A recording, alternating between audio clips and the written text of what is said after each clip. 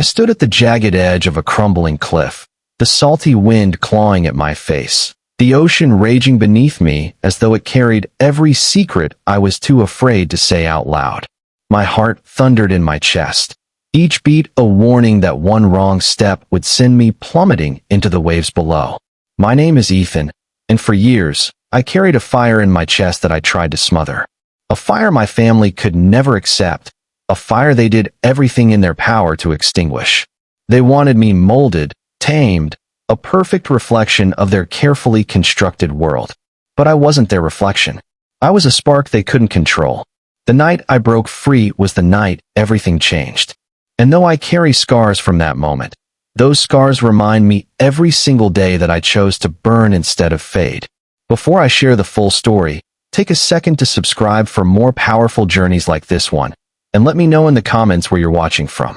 I'd love to know your city, your hometown, your corner of the world. Now let's dive in. Our house in Virginia's quiet suburbs was spotless, almost unnaturally so.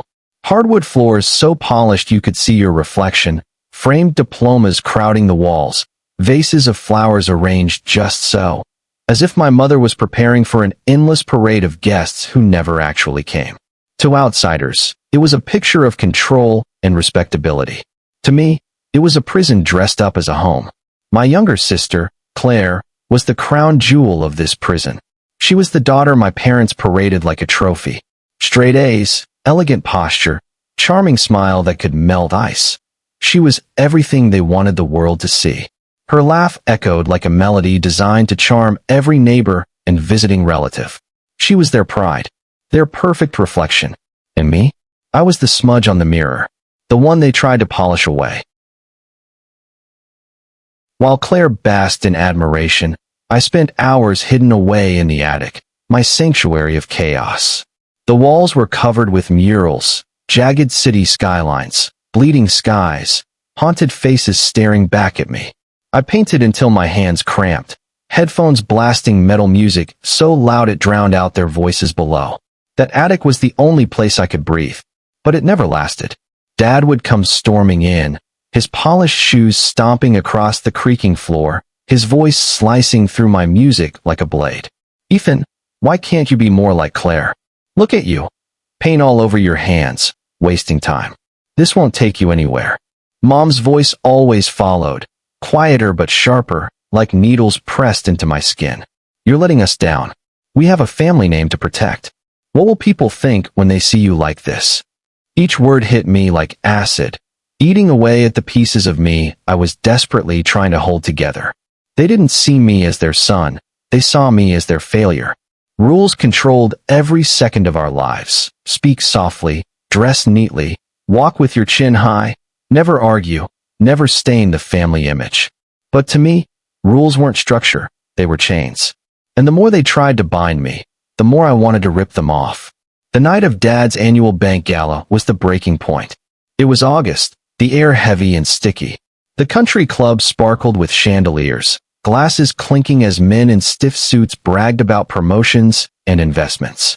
My role was simple: show up, smile, play the obedient son. But in my mirror, I stared at myself in ripped jeans, a leather wristband wrapped around my wrist, streaks of blue running through my messy hair.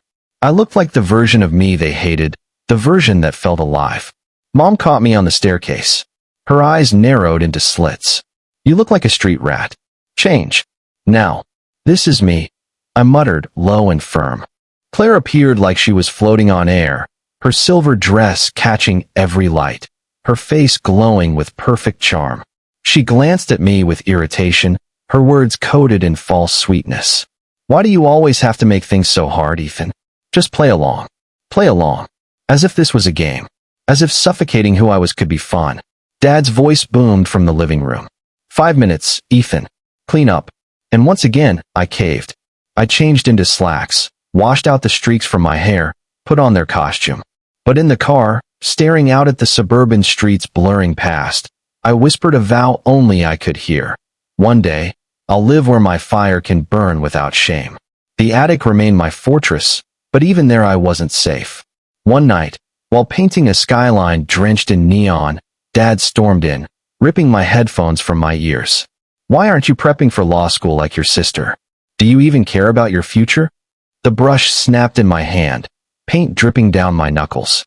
I'm not Claire. I don't want her path. His glare was ice. And those misfit friends of yours? Covered in tattoos, drinking their lives away? They're dragging you down. Mom's voice cut deeper. You need friends who match our values, Ethan. Friends with ambition. With class. Not these strays. And for the first time, I didn't hold back. What if I want to choose my own life? The silence after my words was deafening. They stared at me as though I had spat on their religion. Finally, Mom whispered, her voice trembling with rage. We've mapped your future. College. Law school. A steady job. Security. Don't ruin it. Security. Their golden word. To me, it was a cage with velvet bars. That night, I laughed, raw, broken, and locked the attic door. I painted until my hands ached, until the canvases looked like a battlefield. It was a few months later when everything shifted. I was pacing the town square, rage bubbling inside me, when I heard it, a low hum, steady and alive. I turned and saw her. Mia. She sat on a vintage motorcycle, leather jacket frayed, dark hair whipping in the breeze, a grin daring the world to stop her. You look like you're about to explode, she called out, her eyes catching mine like a hook. Maybe I am, I admitted. Then get on. I didn't hesitate. The moment the engine roared beneath me, the wind slamming against my face, something inside me woke up. The cage I'd been locked in cracked open. She took me to a dive bar lit by flickering neon, where the smell of whiskey and fried food clung to the air. We sat at a scarred wooden table, and over stale pretzels, she told me her story, restoring bikes, chasing horizons, refusing to live by anyone's rules but her own. You ever feel trapped? I asked, fingers tapping restlessly. All the time, she said, her gaze piercing. That's why I ride. Freedom isn't handed to you, Ethan. You take it. Every single day. Her words were gasoline to my fire. From that night on, we were inseparable. Midnight rides through hills, the wind carrying our laughter. Afternoons sketching dreams on napkins in cheap diners. Nights sitting on the roof of her garage, grease on her hands, paint on mine, the stars above us like witnesses to our rebellion. She wasn't just freedom. She was proof that freedom was possible. One evening, parked on a bluff as the sunset painted the sky in red and gold, Mia turned to me. You make every road feel alive, Ethan. I want you in every mile of my life. My chest tightened, but I didn't hesitate. Yes, I whispered, the word igniting something deep inside me. But love always demands confrontation. When I brought Mia home, her boots scuffed, her hair wild, her smile untamed, my parents looked at her like she was disease. Who is this? Mom demanded, voice trembling. Dad's tone was sharp steel. What do you do, girl? Mia didn't blink. I restore bikes. And I love Ethan. We'll build something real. Dad's face twisted in disgust. A mechanic? You'll drag him into the gutter. Mom's voice cracked. Ethan, think of your future. I held Mia's hand tight. This is my future. Dad's words fell like a guillotine. Choose her, and you're no son of mine. I felt something shatter inside me, but I didn't back down. We turned, walked out, and when the door slammed behind me, the sound etched itself into my bones forever. We built a life from nothing. A loft with peeling paint and leaking pipes. My murals stretched across the walls, colors screaming the truth I had never been allowed to speak. Mia's tools scattered across the floor, engines half-assembled on milk crates. We had almost no money, but we had fire. And for the first time, I felt like I was living. I sold art wherever I could, freelance gigs, murals on cafe walls, portraits for strangers. Mia rebuilt bikes for cash, her hands stained with grease, her eyes still burning with that same daring fire. Her father, Marco, became the anchor I had never known. A gruff mechanic with rough hands and a heart bigger than his frame. He hugged me like I was his own son, filling a hole my parents had left empty. For the first time, I felt chosen. But the past never stays buried. One morning, I turned on the news and froze. My father, the golden man, the smiling bank manager, caught embezzling funds. His empire of respectability turned to ash in an instant. My phone buzzed. Mom's trembling voice crackled through. Ethan, we're ruined. Claire won't help us.